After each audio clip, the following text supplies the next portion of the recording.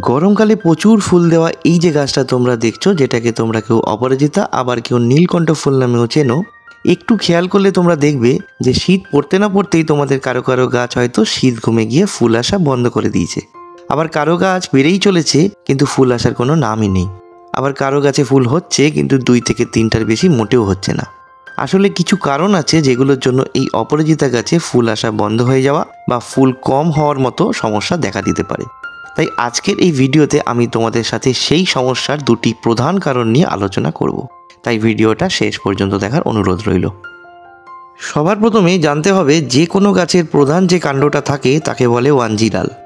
সেই 1G ডাল থেকে যে শাখাগুলো বের হয় সেগুলোকে বলে 2G ডাল।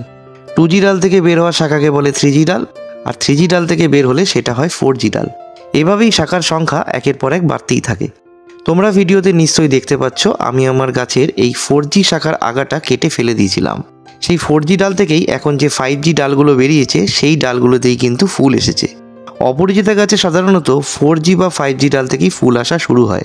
তোমরা যদি ডালের মাথা না ছাটো তাহলে গাছ শুধু লম্বাই হবে, ফুল কিন্তু কোনোদিনই আসবে না। খুব সহজভাবে যদি বলি, আমার গাছের এই যে ডালটা তোমরা দেখতেই পাচ্ছ কতটা লম্বা হয়েছে, হয়তো 3G বা 4G ডাল হবে এটা। এরকম ডালের মাথাগুলো নখ দিয়ে ঠিক এইভাবে কেটে ফেলে দিতে হবে।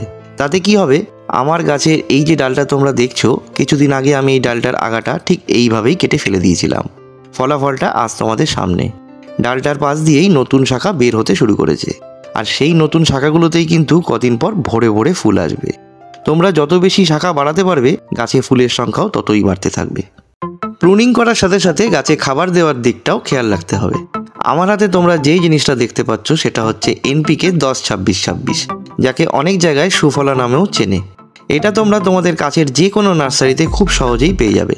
দাম পড়বে প্রায় 50 থেকে 60 টাকা প্রতি কেজি। যেহেতু এটি একটি রাসায়নিক সার তাই অবশ্যই মেপে ব্যবহার করতে হবে। সঠিক মাপ হবে টবের সাইজের 3 গুণ।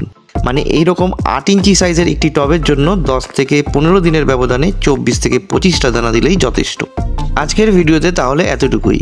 যদি ভিডিওটা তোমাদের একটুও ভালো লেগে থাকে তাহলে চ্যানেলটা সাবস্ক্রাইব করে ভিডিওটাকে একটা লাইক করে দিও।